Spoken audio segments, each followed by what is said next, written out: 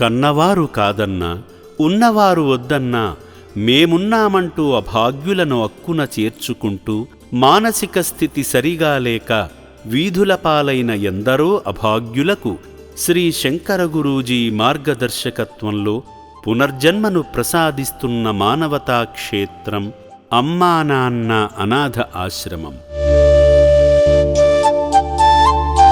4 ఏళ్ల క్రితం మానసిక రుగ్మతతో రోడ్లపాలై దిక్కుతోచని స్థితిలో ఉన్న రేణుక అనే ఈ అభాగ్యురాలిని పోలీసులు అమ్మా నాన్న అనాథ ఆశ్రమానికి చేర్చారు.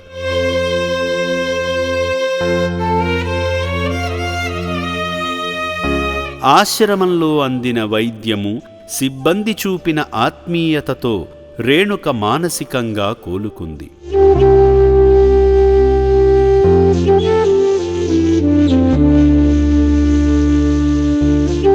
కొద్ది రోజుల చికిత్స తరువాత చిరునామా చెప్పి తండ్రి దగ్గరకు వెళతానని అనడంతో ఆశ్రమ సిబ్బంది ఆమెను డిసెంబర్ 15వ తేదీన గొల్లసింగారం గ్రామానికి తీసుకువెళ్లారు.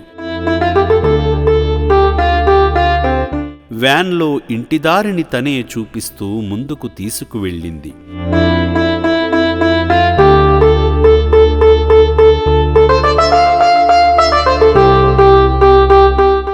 ఈ గేట్ ఉన్నదా? వాళ్ళు ఉంటారు ఇంట్లో? అమ్మ వాళ్ళే ఉంటారు, అమ్మ నాన్న తమ్ముడు.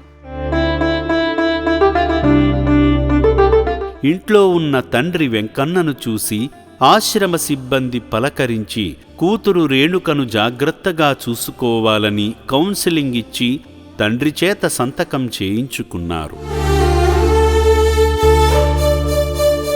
రేణుక తన తండ్రితో మాట్లాడుతూ, ఇకపై నీ మాట వింటాను నాన్న, ఎక్కడికి వెళ్ళను అని రేణుక చెప్పింది. నాన్న ఈ రోజు నుంచి ఎటు పోను, మీరు చెప్పినట్టు ఇంటా, ఆ పని చేసుకొని ఉంటా.